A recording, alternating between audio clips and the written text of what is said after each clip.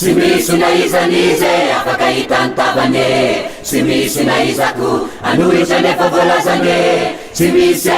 endrobaka ny ao atanane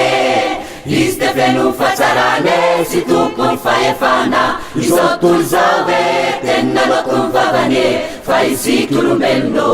namboarany tanane fa nampisy an'izay tsy nisy ny teniny ka mahatalanjona magaga ny eliny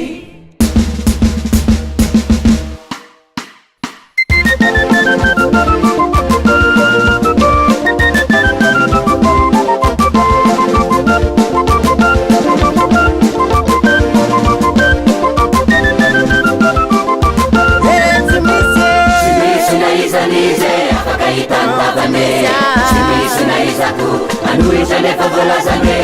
tsy misy endrobaka ny ao atanane izy te feno fahatsarane sy tompony fahefana izao tontolo zao e tenina loako mivavane fa iziky olombelona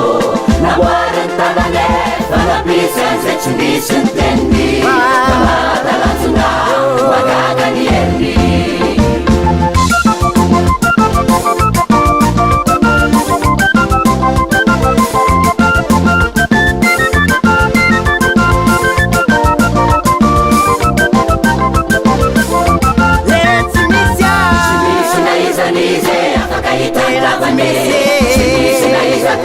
anohitra nefa voalazane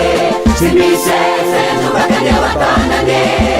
izy te feno fahatsarane sy tompony fahefana izao tontolo zao e tenina loako mivavane fa iziky olombelona